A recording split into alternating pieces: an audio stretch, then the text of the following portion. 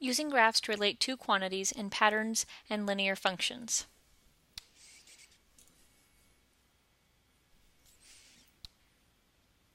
Objectives: to represent mathematical relationships using graphs, and to identify and represent patterns that describe linear functions. Example 1. It says the graph shows the volume of air in a balloon as you blow it up until it pops. What are the variables? Describe how the variables are related at various points on the graph. Okay, when we're looking at this graph, obviously we start out with the balloon is deflated, we haven't blown it up, and we take our first big breath and we blow up the balloon. And then right here is we take a breath. And then we blow into the balloon again, it gets bigger. And then this flat line, we're taking another breath. We blow into the balloon. It gets bigger, so we take a breath. And then it starts to get bigger, and then all of a sudden, it pops. And so then it has a volume of 0.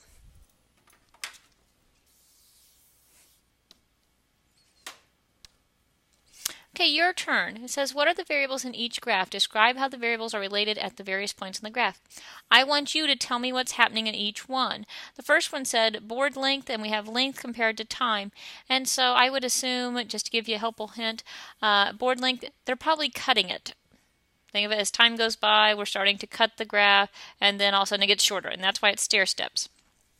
June's cell phone costs, they're saying minutes versus costs. Think about your cell phone plans, but I want you to write these in, and that's why I've intentionally left them blank. Example 2. It says a band allows fans to download its new video from its website. The table shows the total number of downloads after 1, 2, 3, and 4 days. Which graph could represent the data shown in the table? Okay, when we're looking at this, obviously, when we look from going from day 1 to day 2, we can find the difference between these two, which means we're adding 665, because we'll take 1011 minus 346. And then we can find the difference here, and we added 2,444. And then the difference here, we're adding 6,000, let's see, I think 971. Okay, now, obviously it's going up each time. So that means D is out, because it's showing that it's going down.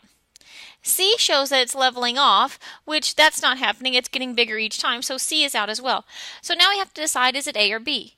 Now we know it's getting bigger each time, but A indicates that it's getting bigger at the same rate each day. If you look at that over there on our video downloads, was it getting bigger at the same rate? Well, no, it's getting bigger faster each time, and so our answer should be B.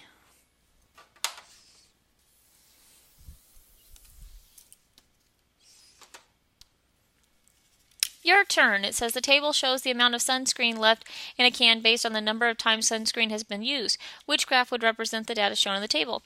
And I want you to answer that one on your own. Example 3. It says a model rocket rises quickly and then slows to a stop as its fuel burns out. It begins to fall quickly until the parachute opens, after which it falls slowly back to Earth. What sketch of a graph could represent the height of the rocket during the flight? Label each section. Okay, so we have our height. Let's see, right? H and time. So it starts off at 0, and it says that it's climbing at rises quickly. Okay, so we have rises quickly. So if we wanted to, we could label this section 1. Okay, and then it slows to a stop. So that means it stops. But the height's the same because it didn't drop back down to Earth. So it stops for just a little bit. So slows to a stop.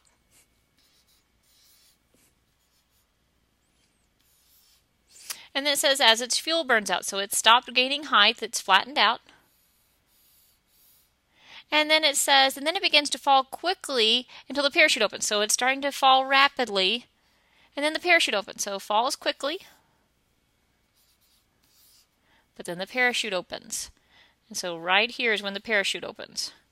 And then it says afterwards it starts to fall slowly back to Earth. So it's slowly falling back to Earth.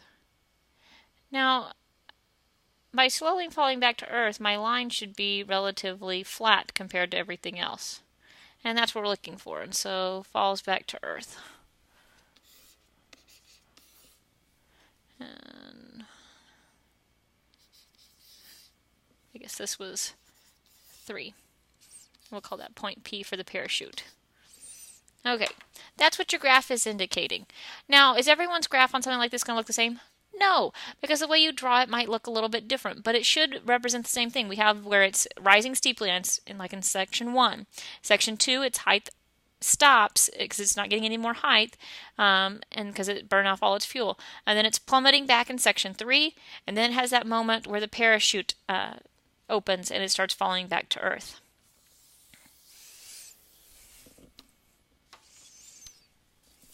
Your turn. It says, suppose that you start swinging yourself on a playground swing. You move back and forth in the swing and the swing higher in the air. When you slowly swing to a stop, what is a sketch of the graph would represent how your height from the ground might change over time? Label each section. So you can label it kind of like we did. On the next one it says, if you jump from the swing instead of slowly swinging to a stop, how would the graph in part A be different? Explain. Okay, 4.2. It says, in our relationship between variables, the dependent variable, or the output, changes in response to another variable, the independent variable, or the input. So the dependent, it's dependent because it depends on the independent variable.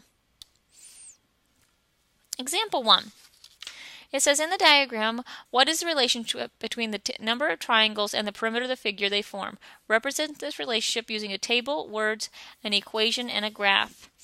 Okay, so on this one, first we probably want to make a table.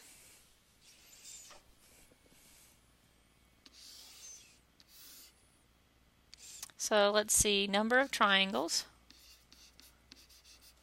and the perimeter. So when we have 1, 2, 3, and 4. Now perimeter is adding all the sides up, so I'm going to take 3 plus 3 plus 4, so I get 6 plus 4 is 10. And then I have 3 plus 4 plus 3 plus 4, so I get 14. Then I have 3 plus 4 plus 3 plus 4 plus 4, and I'm going to get 18. And then I have 3 plus 4 plus 4 plus 3 plus 4 plus 4, and I get 22. Okay, so there's my table. Now what you'll notice, the difference between these two numbers, I'm adding 4 each time as the number of triangles increase by 1. So that means that my rate of change is 4. So when I want to make an equation, that's going to be important to me, because when I write the equation, I know that my rate of change, or my slope, is 4. I can treat this as y equals 4x, and that 4 comes from this number right here. But if I plug in 1, I'm not going to get 10. So what do I have to add to 4 times 1 is 4? What do I have to add to 4 to get 10? And yes, that's going to be 6. And so I can test to make sure this works. 2 times 4 is 8, plus 6 is 14. 2 times 4 is 12, plus 6 is 18. Did I say 18 before? I meant 14. And then 4 times 4 is 16, plus 6 is 22. So that works out for us. And the other thing we can look at this, if we went back to where if we had 0 triangles, if we need to make it where we were adding 4 each time, that would make our initial starting point 6. And that's where we're getting this number, is if we had 0 triangles. Okay, so if I'm going to graph this, let's see. Let's go 2, 4, 6, 8, 10, 12, 14, 16, 18.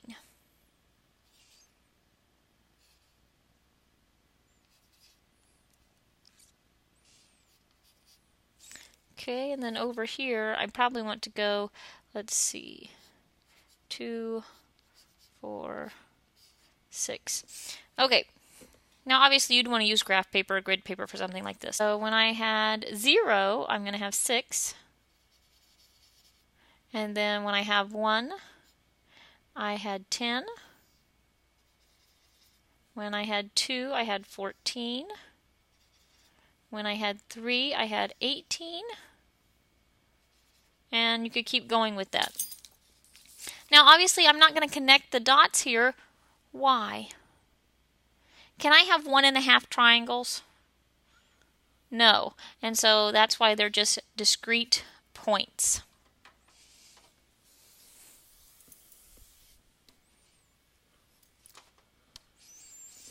Okay, part B says, suppose you know that the perimeter of n triangles. What would you do to find the perimeter of n plus 1 triangles?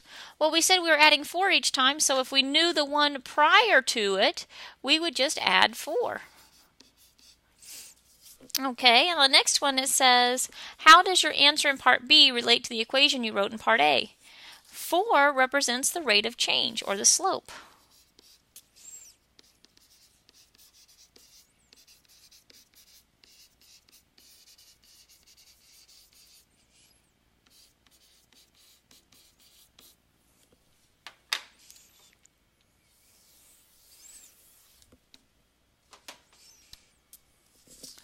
Okay, a function is a relationship that pairs each input value with exactly one output value.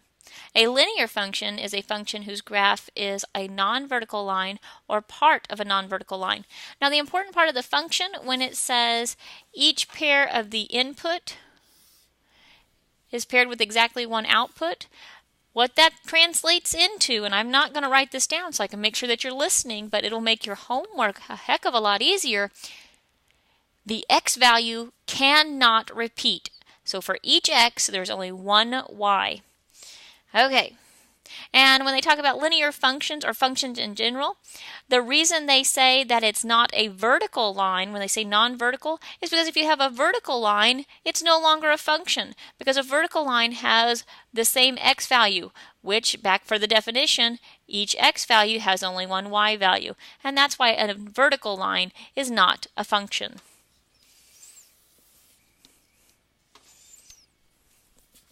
Example 2. It says, is the relationship in the table below a linear function? Describe the relationship using words, an equation, and a graph. Okay, so first we want to look at our input 0, 1, 2, 3. Notice right here that these guys, they didn't repeat. So I know it's a function. Now I have to decide, is it a linear function? So I'm going to look to see, are they going up by, to be a linear function, it goes up by the same rate every time. So I add 2, plus 2. So yes, it is a linear function. And so if I want to write, for me, I find it easier to write the equation so that way I can write the words. The equation, this 2 right here is my slope, or my rate of change. So I'm going to have y equals 2x. And I'm looking at where, when x equals 0, what was y? And they were nice enough to give it to us right here. So plus 8. Now, I can go back to this and make sure it works. If I plug in 1 for x, 2 times 1 is 2, plus 8 is 10. 2 times 2 is 4, plus 8 is 12. 3 times 2 is 6, plus 8 is 14. I know that that works. So then in words,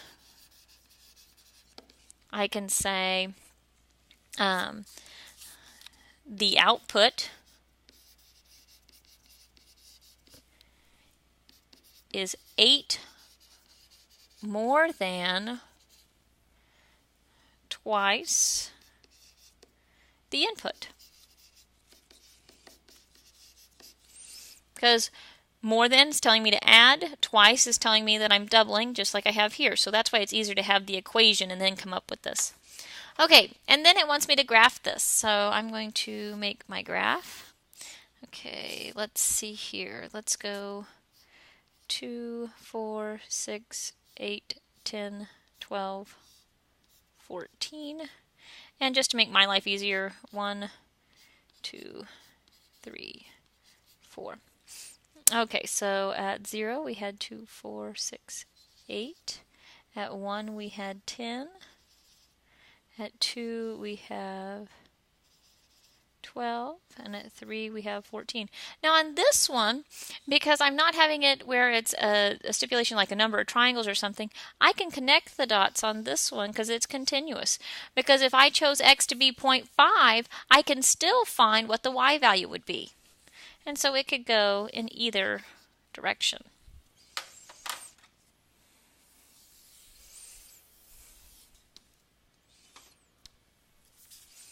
Okay, it says, does the set of ordered pairs 0, 2, 1, 4, 3, 5, and 1, 8 represent a linear function? Now, if you were listening before, we know that the answer is no. And you don't have to graph this to know this. Look at these two. The x value repeats, and they have different y values. So it's no.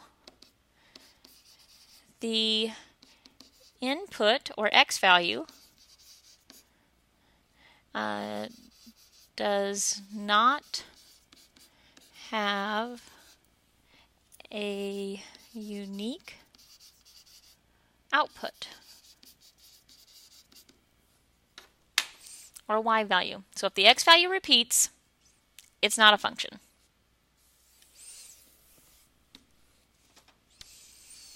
Okay, lesson checks. I want you to have all of these done before you come to class because we're going to try to move through this rather quickly.